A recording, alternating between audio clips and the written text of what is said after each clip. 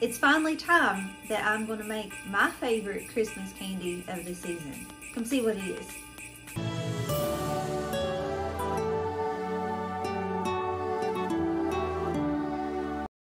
Hey y'all, it's April, and thanks for stopping by my crazy creative life. Christmas edition.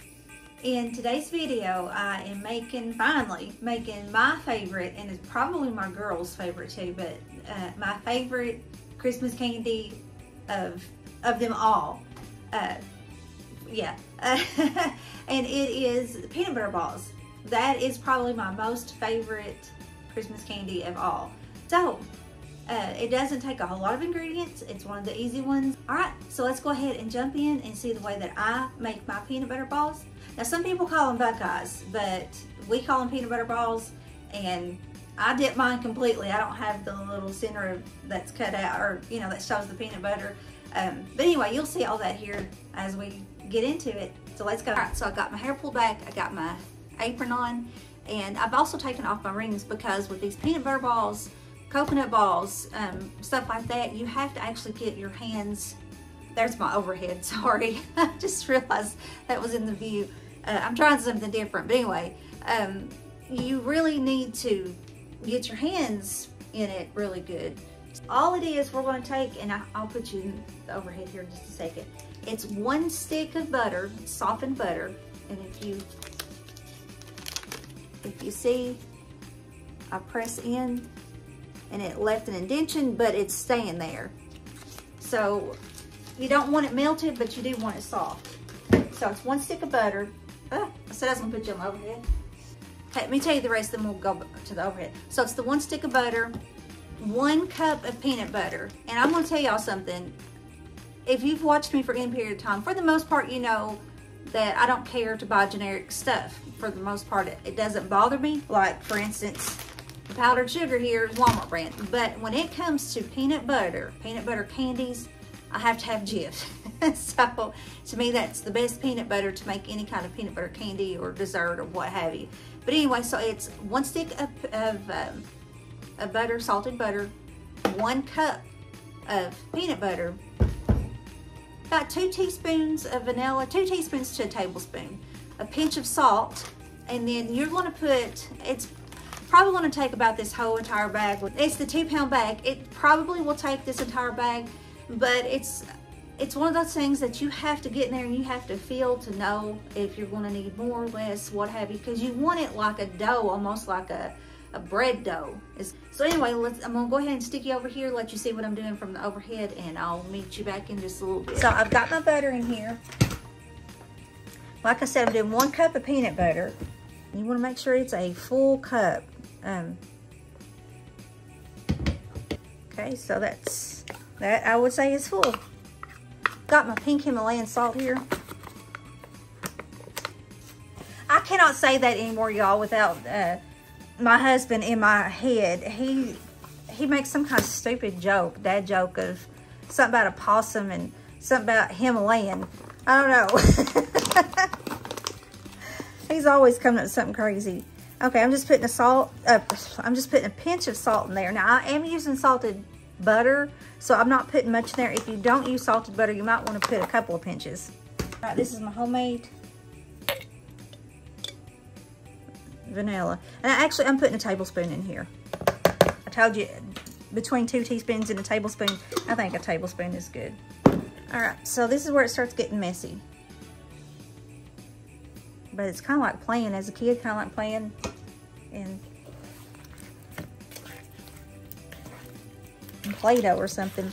You want to go ahead, this is what I do. I start off and I get this just mushed right up. And see, this is why you need that butter softened. That way you can just mush it right between your hands. But I get everything all mushed together. And the warmth of your hands will help melt that butter even more. All right, it's still a little lumpy, but that's okay, because the more that you mix with this, the more it will kind of incorporate together. So, but just get it, for the most part, with as few small lumps as possible. But that right there is probably good. If you can see, that's still a little lumpy. Okay, so all I start doing is just pour powdered sugar in here. Now, I probably have put about 1/3 of the bag in here already. And I just mix carefully, because if not, it'll blow that powdered sugar everywhere.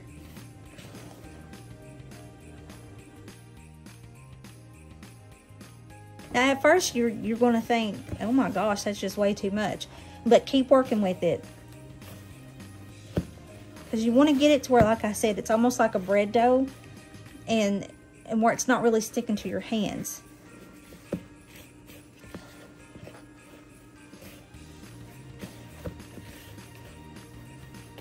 But this is just something that you have to make and get a feel for it. You know what I mean? But I think that what I put in here is going to be good. Which is, I'll show you here in a minute. I think it's between 1/3 and 1/2. It was kind of hard to tell. I'll show you here in a minute.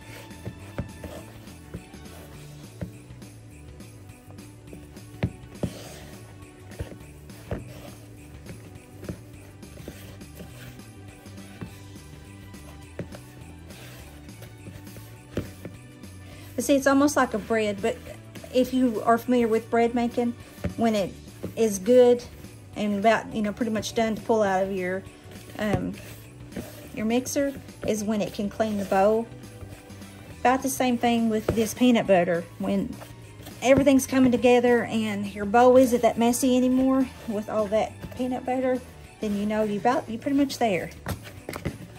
See, I can kind of clean that up with just the dough ball itself. Now, some of this is what was stuck on my hand.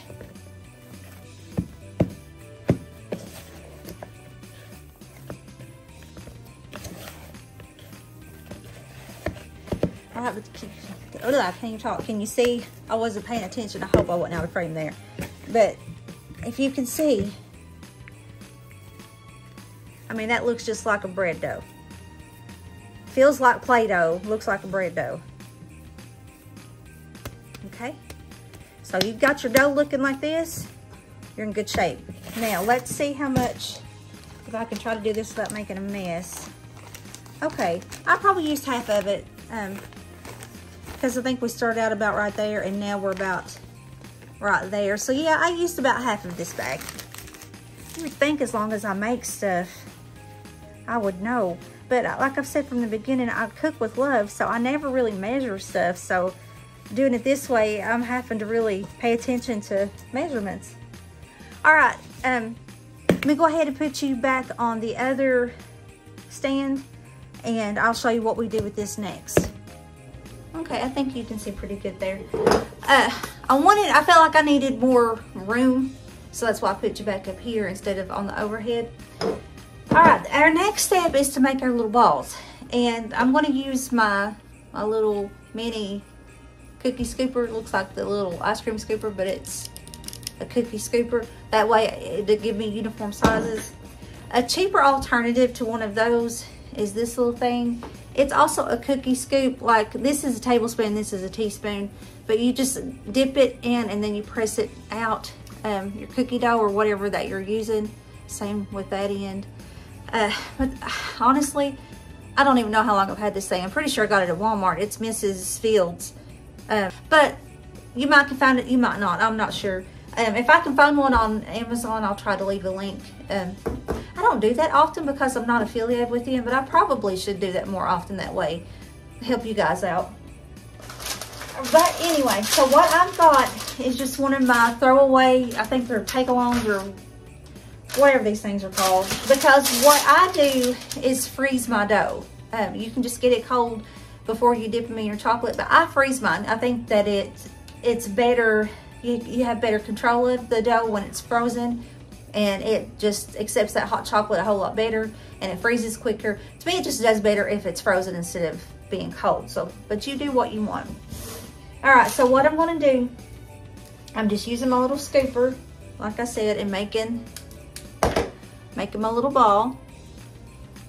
And I'm just gonna roll it to smooth it. And that's it, there's my little dough ball. And we're gonna pop it down right here. All right, next thing.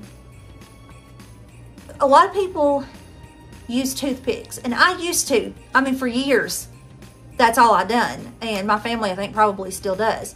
But for years, that's all I done. You just take a little toothpick and you insert it in your dough ball before you freeze it. That way, when you dip it in your chocolate, you've got something to actually grab a hold of to dip it, swirl it, you know, do your thing. But since I bought, and I think I've made candy in the past video, so you may have seen that little gadget or not. I don't have it. I'll have it, you know, when I dip the chocolate here after a while, but I don't have it right now.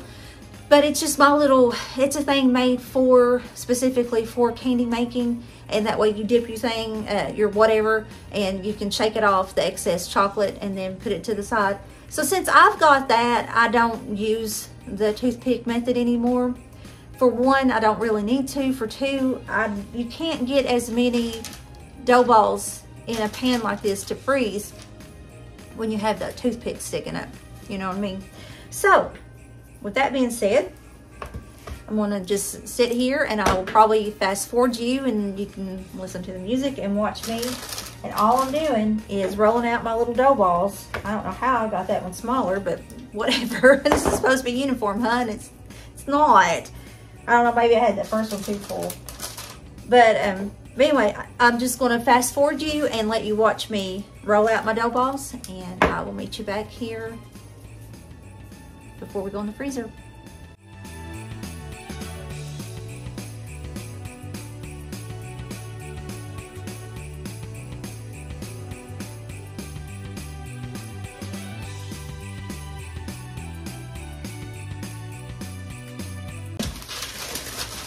Okay, I've got the bottom filled, so all I'm doing is taking a small piece of parchment paper and laying it over top. And that way I can start my next layer. And that's what I mean by, if I couldn't do this if I had those little toothpicks in, I would have to get another container. So, but you do whatever is best for you and, you know, your budget, what you've got room for, you know, that type of thing.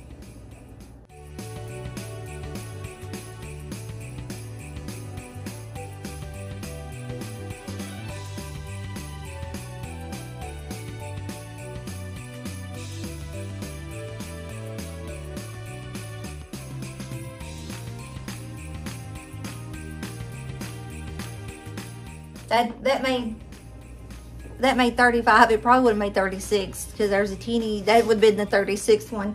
So I'm sure I've probably scooped some of them just a little bit fuller than they should have been. But with my, I believe that's 1 inch cookie scoop is what that's called, 1 inch. But with that and that dough that I've showed you how to make, that will make roughly 35, 36 dough balls. So I'm going to go ahead and cover these up with the lid, which I've got to pull out, but I'm going to cover these up with the lid and I'm going to stick them in the freezer for a couple hours and let them get good and, you know, solid, and then we'll dip them in the chocolate. Okay, hey everybody, it is the next day. I was unable to, and I'm sorry, I'm going to talk funny and I'm going to probably look funny talking. I just had to get some dental work done, so I'm numb up here, so forgive that. But anyway, I was unable to get the, everything dipped yesterday, so I'm going to go ahead and get started today and melt the chocolate down and show you how I do my chocolate, and we'll go ahead and dip the peanut butter balls. All right, here we go. Now what I do, there's all kinds of options. You can melt down chocolate chips, which is what I'm getting ready to show you how I do mine. You can use the almond bark, melt it down. You can use those Ghirardelli wafer chips, and now I do actually like those. You can use those, and Walmart's even got, I think it's made by a baker or something, and it's a little bitty, they're more expensive, but it's a little bitty thing that you can put in your microwave and melt down, and I guess it's probably melting wafers too. But what I do, I take my chocolate chips. Sometimes I do the Nestle's or the Toll House or whatever, but sometimes I just grab the Great Value brand. It just depends on, I guess, my budget or what's in stock.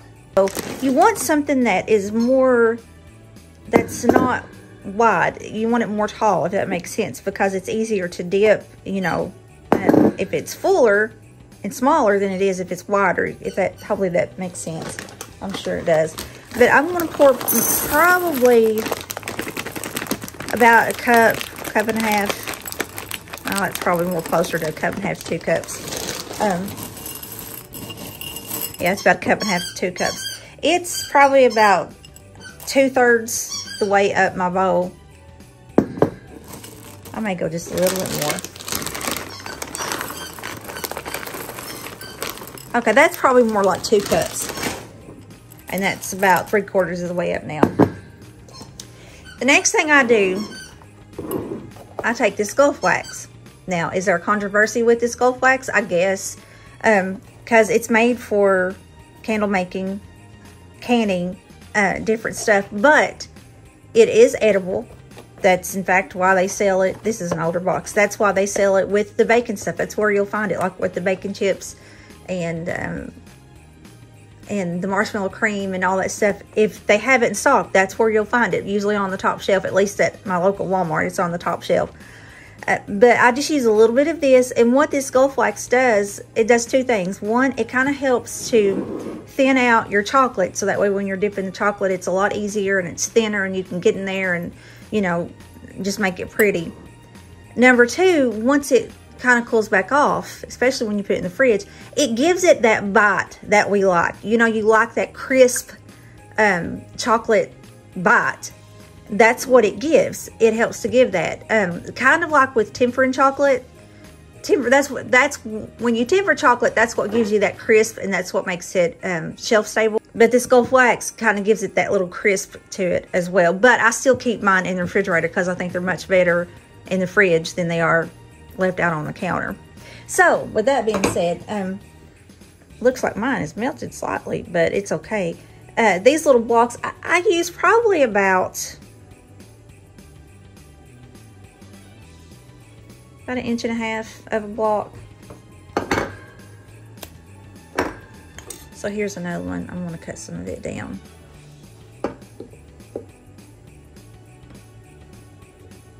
Maybe. Okay, there it is. Okay, so I'm going to use about that much. But I'm going to show you a trick. I'm not just going to pop it in the microwave like that. Let me show you something first. Take you some sort of a grater. This is like the half of a box grater, which I've got a box grater too. But you can grate it with this or even that finer one. You can take like a cheese grater. To me, that's a little bit easier because, I don't know, it just, to me, it gets it better. But you want to go in there and you want to grate this stuff. Oops, make a mess while I'm at it. Because when you grate this down, it obviously, it's a lot thinner pieces, so it's going to melt down. Get over here. It's going to melt down. It's going to melt down a whole lot better for you if I can get a hold of this. And all I'm going to do is just put it in my microwave. I'm going to turn my microwave down on like half power, 50% power. And I'll go in there and about every 30 seconds, I'll check it, I'll stir it. And when it looks like it's smooth, even if it's partially unmelted, if there's just like a very few pieces that's unmelted, it's still okay. I'll pull it out. And as you stir it, it'll finish melting. But you got to be careful because you have to be careful because chocolate chips will burn easy in the microwave. Now, another way you can do it if you don't want to use the microwave or you don't have a microwave, just the double boiler. The double boiler. Sorry, I cannot talk with this. But it's just where you take a pot, fill it full of water, let it boil, and you've got like your glass bowl sitting on top of that boiling water. And where the steam melts it from the bottom, that's the safest way to melt chocolate. It's the slowest way, but it is the safest. So I usually do the microwave.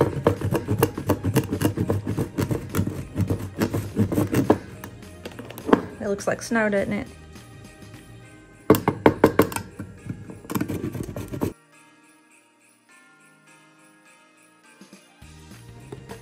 Okay, honestly, I think that's good. I still have about that much left out of my big chunk that was about, it was about that big. And I've got about that much left. So, if that helps you any at all, I don't know. Okay, so I'm gonna pop this in the microwave and get her going. Like I said, I'm gonna put it on 50%, and then just every 30 seconds, I'll go in there and stir it.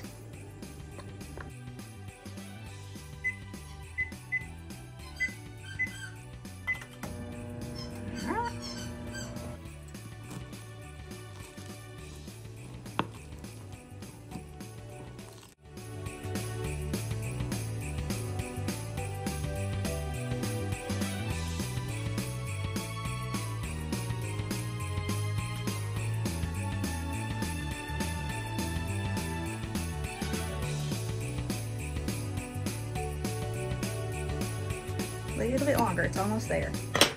Alrighty, here we go. And sometimes, well, you can't really see it from here.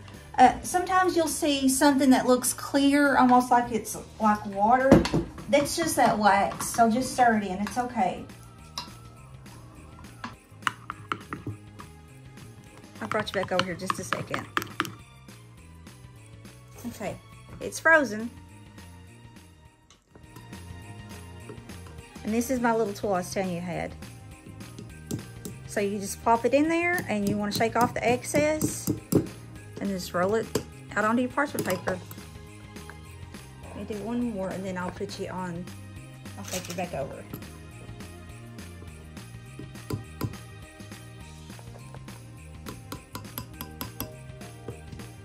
There it is, that's it. Sometimes I'll even plop 2 or 3 in there. But you just gotta be careful because like that right there, they can get stuck together. But you just roll them around, shake off the excess, pop it out.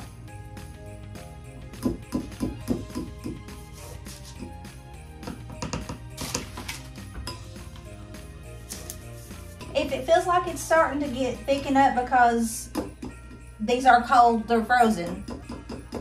And so it will cool down this chocolate. Just pop it back in the microwave and just melt it, you know, on a few, probably about 10-15 seconds.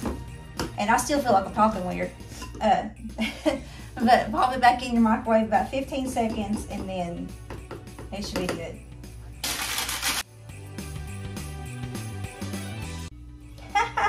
I'm gonna leave this one. I've had that little teeny tiny one that I showed you earlier. And now it looks like a little snowman. I'll show you close up of that a little later.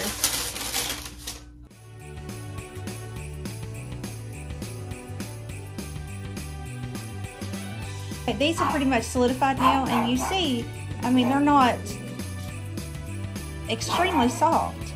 I guess, you know, that shows my fingers a little bit, but, so I'm gonna go ahead and pick these up and put them back in the same container that I had froze them in. That one's still a little wet, but I think it's because I had it sitting next to the, so is that one. I had it sitting next to the bowl that was melted and it was hot. The melted chocolate is what I'm trying to say. I can't get it out.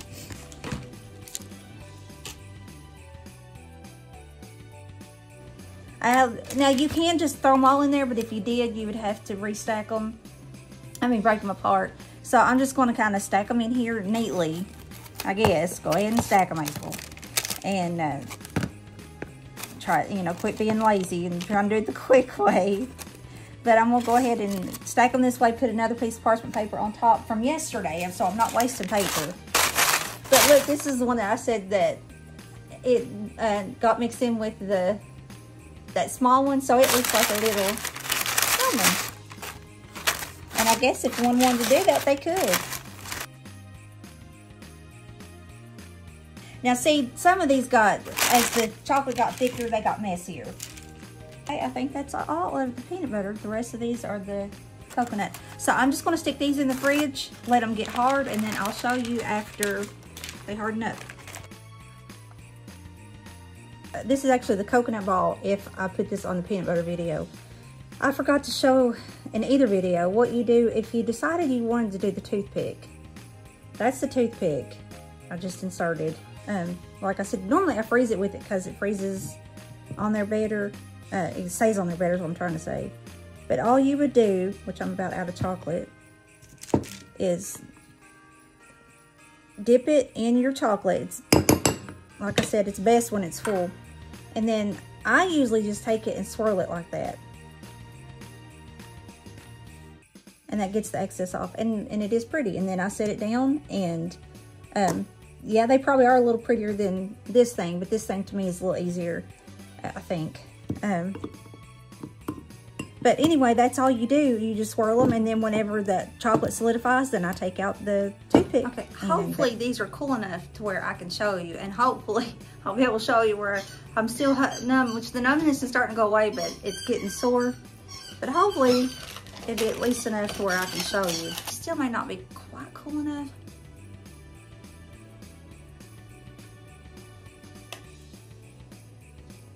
They still don't have that crisp because I need to let them cool a little bit longer. I'm in a hurry. But you can see, I mean, they're still holding on pretty good. Just, these are much better when they're like super duper cold, and they're not yet. But anyway, that's the end of this video. If you learned something and learned how to make peanut butter balls, Buckeyes, whatever you want to call them, if you make them different or seen them made different, let me know in the comments below. Tell me what you think, but I'd love to hear your thoughts on that. So anyway, if you liked the video, give me a thumbs up, and if you haven't yet, I hope that you go ahead and hit that little subscribe button. I'm trying real hard to get 1,000 subscribers between now and February, my year anniversary. And if I get 1,000 subscribers between then and now, then I'm going to try to do a little drawing and hand out just some little small gift. It won't be anything major, it'll just be something a little small, just a little thank you. So anyway, hit the subscribe button and turn on the notification bell, and that way it can ring and you'll know when I've uploaded new Christmas videos. And that's it. So I hope you have a blessed rest of your day, and I will talk to you in the next one. Bye. Hey, and if you like this video, check out my previous Christmas video, or you may even want to try out the 13 Snacks of Halloween series. Talk to you soon.